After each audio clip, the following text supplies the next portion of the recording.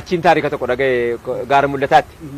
Gaara mul'ataarraan taarika tokko dhagaye taarikni dhagaye kuni haadhuma isaa kanatu gabaa keessatti nama kabalte haati Maammad. Gabaa keessatti nama kaballaa gurratti guutte. Jennaani dubartittiin sun himatte. Shoof abbaan Shu'aybii galmoo du'eera. Injiru qaata du'e nama yaadigii nu seeneera reeduusaa. Shu'aybii galmoo kuni amma ragaa mana murteetti dhiyeeffatan. Na kabaltee jettee dhiyeeffatte. Jennaani anin kaballee kana lammantu dhaabatee na laalaa jira jetteen. Jennaan haati gaa nagaara ragaa narra baatanii. jennaan abbaan Shu'aybii rabbi rahmataa godhuuf shuuf nama caadila waamee haqarra waan agartan malee waa biraa tokko dubbachuu rabbittiin isin dhiifadhaa jedhe ilmaan isaatiif akkanaa jette ijoolleen haati moo quban qabdu ragaanaa ba'uu dhaqaa jirteetti haati Maammadii jirtii bara malubbuudhaan na arguun isin mala fudhatanii mana murteetti dhiyaatan dubbadhaa ijoollee eenyutu eenyuun kabalee jennaan wallaahi wa billaahi ayyoon tiyyaa Aamina qabdeetuma kaballaa gurratti guutteetten Aamina waan jetteen hin dhageenye ammoo Aamina afaanii waa jette seena sagaleenuma dhageenye waa takka ammoo beeynu quban qabnu ammoo ayyoo kiyya kaballee shoof Maammattu natti bela Maamma Shu'aybii ayyootu kaballaa gurra guutte tanaa sin waame siifutege bara 83 akkala 84 akkala ko sabiya kanatti Maammattu natti beeban waan inni adili albichatti nimne sababa abbaasaa kaafne yaasabne jirran Shu'aybiin haqarraa haqni haqa adiina diida gurraacha haadha keessan taatullee waan dhageessan waan agartan qofa akka dubbattanii dhuftan jedhee ijoollee lamanitti himate ijoollee laman dhaqanii haadhatti ragaa ba'anii dhumna naati hidhamte adilin akkana rabbiin waan akkanaatiif fayyinuu obsiise nu obse yowwana waan akkanaatiif hawaasa keenya baadiyyaa keessa bar numa dhaqee warri waa asiifachi jedhe kun dhaqeetuma waa asiifachi goggoodha malee bar hawaasni baadiyyaa gariin namarraa argeeti malee nagaa jiraam gariin bakki gariin nagaa jira bakki garii bakka akkanaa kun sababa nama tokkooti rabbi rahmata namaa godha amma masjiida keetti adeemin eeyye amma wanni mootummaan dhaamu waa tokko jira namni si dura ture araree faangoon hin jalqabne mootummuun isarra hin jalqabne liqaman baraa'uun ammas hin jalqabne komitaa'uunis amma hin jalqabne abbaa agiyoo abbaan uleeloonii ta'uun amma hin jalqabne si dura nama ta'a ture inni sun achii kee jennaan ati dhufte jechuu qofa akka hin daganne inni mana murtii keessaa murteessu abbaan alangaas si abbaan fardaas ana alangaa kan fardaatti hin beekafani abbaan seeraas si galee zulmii isa tokkotti zulmii ati bar bakka kanatti wayii jira bar adlii yoo jiraatte dhukkubni kun hin dhufu adlii yoo jiraatte nama wal qixxeessuu yoo jiraatte dhukkubni kun hin dhufu bar qaadii shurey gaaf tokko ajaa'ibni tokko isa mudate qaadii shurey zamana aliyyii keessa aliyyiin offanni isaa jalaa bade arra toora biyya hadha kun mootii soddomatti baate wal nyaattu kana Aliyyi ibn Abi Xaalib kophaa isaa bulcha kophaa isaa hooggana gaafa warri hoogganamu jiru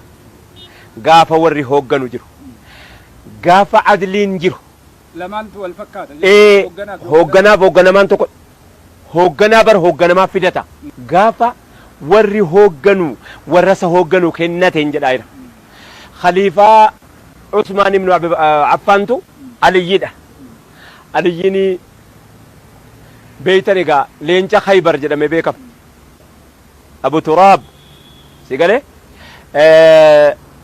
isatu meeshaan waraanaa jalaa bade boo meeshaan waraanaa jalaa badeennan utoo barbaadu gaafa bitachuutti barankaan qabu hoogganaa biyya soddomaati musinnaan hin jiru wussinnaan hin jiru jinninnaan hin jiru wanni takka illee hin jirtu mitire adlii jira ka adliin jira na wanni musinnaan dhalatuuf hin jiru bar malaammaltummaa wanni dhalatuuf jiru adliitu jira ilma namaa kanatti isa biratti nama karromnaa banii aadama rabbi jedhee jennaan ilma namaa namoomaan kabajji boo dhiirte nama ta'uu isaatiin iyyi kabajji nama ta'uu isaan akka inni jiraatu barbaadde kanaaf meeshaan intini jalaa bade meeshaan waraanaa jalaa bannaan barbaade dhabe gaafa kaan ka'e gabaa ba'e gaafa inni gabaa ba'u dhiirri meeshaa waraanaa isaatii fi uffata isaa gurgurachuu gabaa keessa fudhattee teessibbo.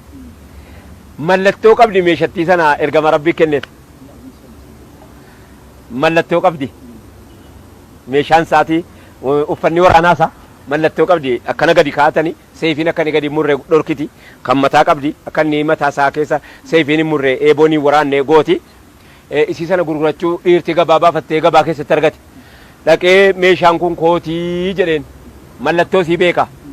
Akkana utuu keetiitii sirka jiraata ka jedheen. Namichi jedhameen kuni tokkoffaa Yahudaadha. Lammaffaa amantiin isaa amantii biraati. Amantii biraa hordofa. Islaamaa miti. Inni kuni mootii biyya soddomaa hadhaati. Yookaan 31 natti fakkaatti iyyuu. Sigalee akkanatti baateetti hamma dhaqee Uzbeekistaan ga'utti barjadatu iyyuu ofirkaa qaba. Utuu keetiitii sirka jiraa jedheen meeshaan. Kun kootiif narka jira. Ankaan meeshaa kun gurguradhuu gabaatti baafadhe jennaan qabsiifate. Meeshaan kun kootii na jalaan gurgurattuu jedhe. Aliyyiin mootiidha. Gabaa keessa deema. Namatti waan hojjenne kaa maaliif nama keessa hin deemne maa? Wanni isa ganda keessa ari'ee nama kararraa qabee. Waa tokkoon goonee wanni inni ofirratti naafes hin jiru. Wanni inni ofirratti naafus hin jiru. Innoo dirqiidhaan achi taa'e biyya bulchaa.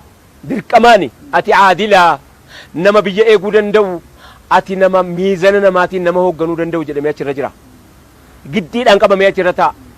Waa takka hin qabu. Kanaaf meeshaa isaa magaalaa keessatti dhaqee qabatee qabsiifatee fuulduree mana murtii abbaa seeraa dhaddachatti dhiyeeffate. Dhaddachi heeraa dubbii jira maal rakkanni keessanii jennaan meeshaa koo kana waggaa meeqaan lola keessatti beekamu lola keessatti ittiin beeku lolaan ittiin ba'utu kunoo namichi kun na jalaa fuudhee isaa gurguratuun itti dhufee jedhe. Jennaan namichi maal jedhaani hoo kan keessa harka sirka jira ka jedhe kan koosoon harka jira sirka turee jedheen ishee anaatu na argiteetta hin argin immoo dhugaadha fardarraa jalaa buuteedhaan yeroon waa isii dhagahu yeroo inanne jalaa fuudhee garuu meeshaan kana liyyi ta'uu hin beekaa gafuudhachuu gabaatti baafate jennaani dhaddachi heera aliyyi meeshaan kun ragaa qabdaa jedhe qabaa jedheen bakka ragaa kee dhiyeeffadhu jedheen kan kee ta'u atis ragaa kee dhiyeeffadhu atis ragaan koo meeshaa kooti gadi jedheen harka jira namichi inni fuudhe ragaan kun meeshaa kooti gadi harka jira sirka jiramu waa koottan ragaa barbaadadhaa harka jira anaatu naa gartee taa'e nagar kanaafuu kooti innaan aliyyi ragaa qabda innaan qabaa jedhe mee ragaan kee eenyuun jennaan ilma kootii fi garbicha kooti jedheen jennaani shuuf adilii bakka kana jirti gaafa adiliin jiraatu garbichi kee qabeenya keeti jedhe ilma kan kee ilma keeti ragaa siin taanu jedheen shuuf maaliif jennaan buutamanii diqqoo waa namaatiin waasaati jedhu karaa ta'a ka diqqoo kallattii ta'eetiin namni gara fuulduraatti ittiin biyya hoogganaka isii kana dhabamsiisuuf jecha shuuf qabeenyi kun kan kee ta'uu maatiin kee ragaasii ta'uu hin danda'u garbichi kee ragaasii bahuu hin danda'u akkanatti ragaasii bahuu hin danda'amu jedheen aliyyiin ragaa dhabe jennaan yahudicha waame kottuuti jedhe kakadhu fudhu jedhee meeshaa qofa yahudichi argachuu malee kan isaa maal jedhe naa kaasu asii naa buqqisu jedhee meeshaan isaa murte. Waanuma amma argaa jirru kana jechaadha. Naa kaasu naa xaragu naa buqqisu bubbee naa godhu wamamma argaa jirru. Shuuf kan jaahiliyyatti jechuudha. Jennaan meeshaan kun keetii gaa fudhuu jennaan meeshaa isaa fudhate. Meeshaa isaa fudhatee namoomni qabeen namicha insaaniyyummaan qaba. Shuuf bakka kanatti insaaniyyummaan nama qaba bara namooman nama qaba. Namoomni qabee jennaan deemuu dadhabe. Deemsa dadhabee akkamittan deema gaa jedhe. Adliin haddii kana ga'aa jedhe. Tokko namichi mootiidha. Meeshaan mootiidha. Silaa utuma koo ta'e maasaan murtaa'in. Utuma iyyuu koo ta'e isaa murtaa'uu qaba. Mootiidha. Humna qabaa, giidoo qabaa, waraana qabaa, biyya kana hunda hoogganaa jira. Isumaayyuu moo gabaa keessatti hin qabame. Yeroo sana narraan fudhatu innoo mootiidha. Biyyoo kan saati. Gaayaa isa dhiisi.